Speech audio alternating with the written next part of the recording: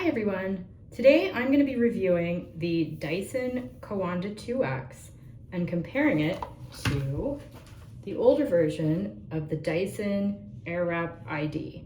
Now, the Coanda 2X just came out maybe a month or two ago, and the Airwrap ID has been out for a while. And there's actually a lot of great videos comparing these two devices on the internet already. So I'd like to address a couple things that those videos didn't address. First of all, they're both great products, but I think there's actually some benefits of the older version, the Airwrap ID, that the Coanda 2X doesn't have, and I want to address those now. So first of all, let's take a look at the plugs. The Coanda 2X has this massive power pack that, I don't know, just kind of hangs here, and I feel like it's in the way when you've got it plugged in. It's just like, it's really heavy, so not a fan. Whereas the ID Airwrap doesn't have that. It's got a longer cord, and all of the power pack necessities are right here in the plug, which I think is preferable. It just doesn't get in your way as much. I saw another video of the British version of the Coanda, and it looks like it just had like a really large plug. I'm not sure why they gave us this weird power pack in the American version. I don't care for it, but hey, whatever. The other thing that I found to be pretty interesting, an interesting difference about these two products, is the Coanda 2X has this RFID sensor in the tool, whereas the old ID doesn't have that. I think Dyson's being a little sneaky here.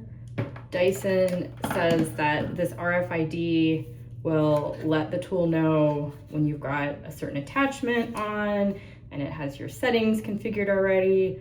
Well, I think the reason why Dyson did that is because it's going to make it really hard for third parties to make attachments for this tool.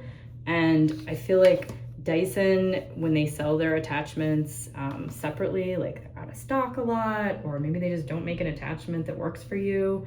I am very used to using a regular concentrator tool with my hair dryer, and I was wondering why Dyson doesn't make like a concentrator. And so I found this on Amazon. It's a third-party tool that works with the ID, and it's just, you just snap it on, and it's got the magnet, kind of like the supersonic hair dryer. I think this is awesome. I don't know why they don't make something similar to that. So you can use these third-party tools with the ID with no problem. It just snaps on just like the other attachments. You can just dry your hair like normal. Another thing that Dyson did not include with the Coanda is this tool, which is the Flyaway attachment. I'm not sure if they're planning to make it separately to fit the Coanda 2X, but I really like this tool. I think it works way better than the tool that came with the Coanda, which is like it looks kind of like a clampy, I don't know, flat iron thing, but it doesn't work like a flat iron. I don't think it worked very well. This thing, on the other hand, I think it works great. So I would really like to see Dyson make something like this for the Coanda 2X. And like I said, if you're hoping for a third-party attachment for this, I don't think it's gonna happen. So Dyson, come on, we need these extra attachments. All right, I'm ready to do a rough dry on my hair right now. I have prepped it with this Dyson Kaido-san pre-styling cream. They sent this out as a sample with the Coanda 2X. So if you order it, maybe you can get a sample as well. But first, I just wanted to kind of give you an idea of how powerful these are. So the Coanda 2X has got this extra powerful motor, and while Dyson seems to think that's a good thing, I'm not so sure about that. I find that if I try to do a rough dry of my hair just with the tool like this, it's kind of like a hurricane. I'm not a fan, which is why I really liked the concentrator tool. But just to give you an idea, whoa, like a hurricane. Whereas the ID styler, turn it on, also powerful, but not quite the same hurricane as the other dryer. They still both get pretty hot. I've got this handy thermometer tool that I stole from my husband. He uses it with the grill. And I just want to give you an idea of how hot these get. So these are both cold right now. I just turned them on. So let's turn it on and see how hot they get.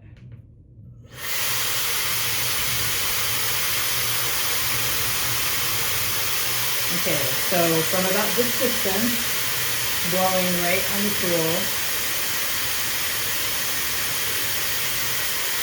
that's 107.9 degrees. If I put it right up close,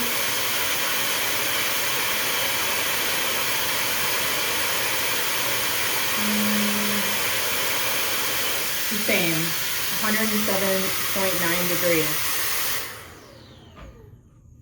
So if we try with the ID tool, ooh, it's even a little warm.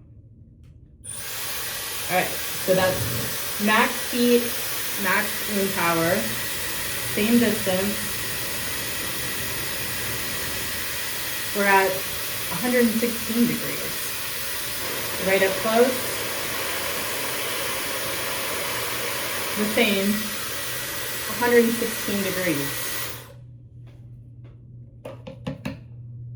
I'm gonna try it one more time just to make sure that these are accurate readings.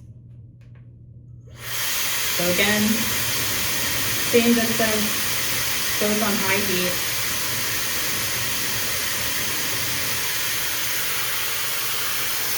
It's gone up to 114.5 degrees, so a little hotter. This tool, same distance. 114.2. So it seems like they're both about as hot as one another, give or take a degree. All right, so I'm gonna work on my rough dry. I'm gonna use the concentrator tool because that's what I prefer. And then we'll get back to the review.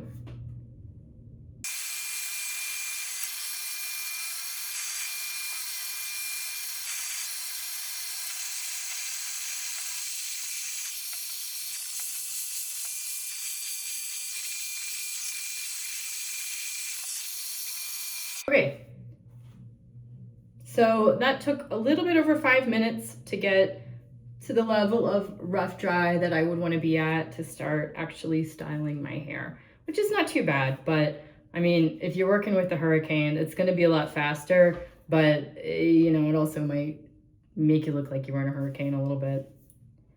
All right, we'll be right back. All right, moving on to styling. So I have the large barrel for both the Coanda 2X and the Airwrap ID. The Airwrap ID ships with the long barrels by default. The Coanda 2X, the barrels are a bit shorter, as you can see, and at this moment they don't have an option to order a longer barrel, so it is what it is. But I just wanted to demonstrate why I'm not crazy about the Coanda 2X in the styling department. So let's snap these on. Now, I'm not a beauty influencer, obviously. I think you can probably tell. I have, you know, chemically treated, color treated hair. I have some areas that are kind of like broken off and, you know, they're not all necessarily one length. And so when I style with the Coanda 2X, you can already feel like that huge airflow coming out. So when I try to wrap my curl, you can see that like it's kind of blowing the rest of the hair around in like a weird way. So, you know, you come out with a nice curl, but if you have any like short pieces or anything like that, like, you know, they don't get pulled into the curl and you kind of have like a weird hurricane look to deal with. Whereas I think because the airflow on the ID styler is a bit less,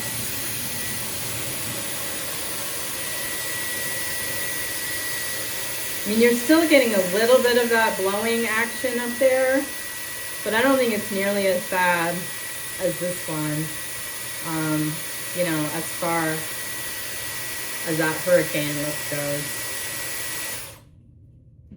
So you can see, I mean, they both do a great job of curling, but I feel like you're getting a whole lot more blowing with the Coanda 2X than with the ID. So just for that reason, I think I would probably go with this one. All right, so I'm gonna do the comparison.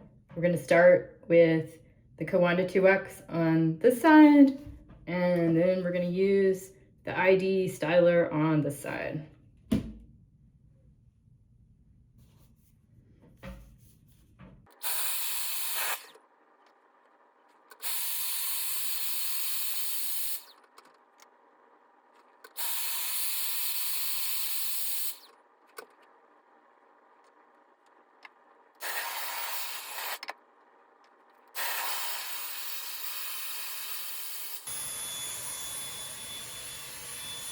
I should mention, if you are using the ID setting here, with this tool, you just push the button up to enter that mode, whereas this one you just turn it on and it automatically turns off at the end. You'll notice, you can hear that the motor is still running. When you finish the curl, the ID curl on this model, it just goes into this kind of like low heat, low motor setting.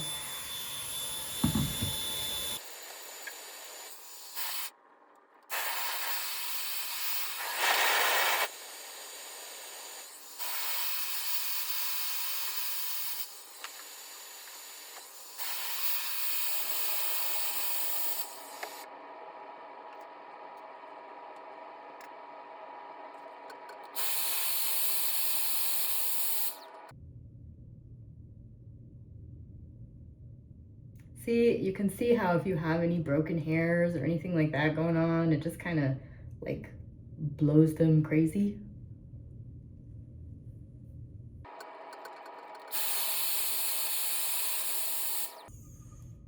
Another thing to note is because this blows so hard and so hot, like if it's anywhere close to your skin, like your ear, it gets really hot. So by the end of the like ID curl, I'm definitely ready for this to shut off.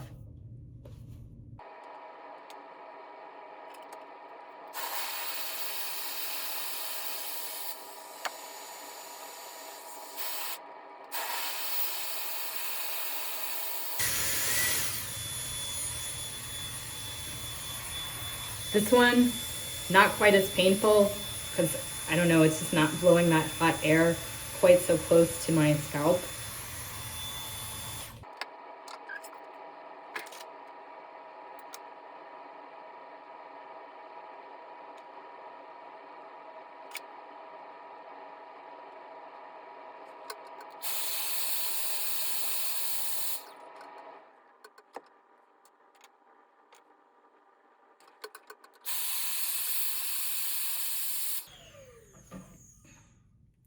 I'm definitely finding that the Coanda 2X does not like taking really large sections of hair. I don't know if it's because of the smaller barrel or the larger motor or what, but as you can see, like it's kind of blowing some of the hair off, and I'm having to do another curl with like a much smaller section.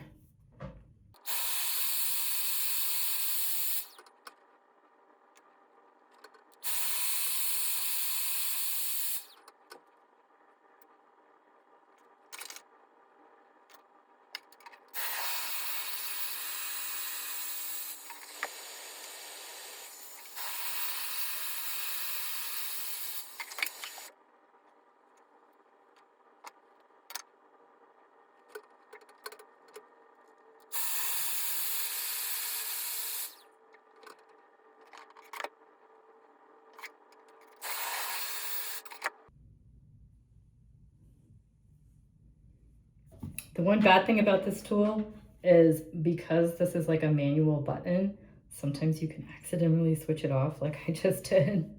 Let's try that again.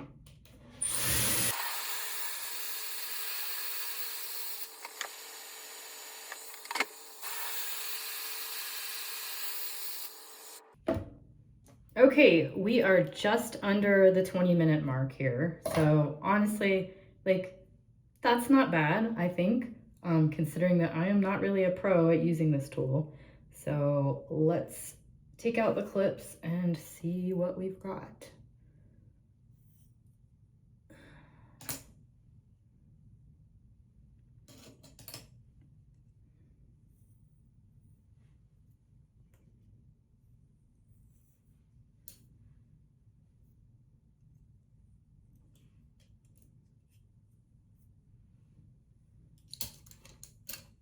All right, so I think both sides have like really nice curl in it.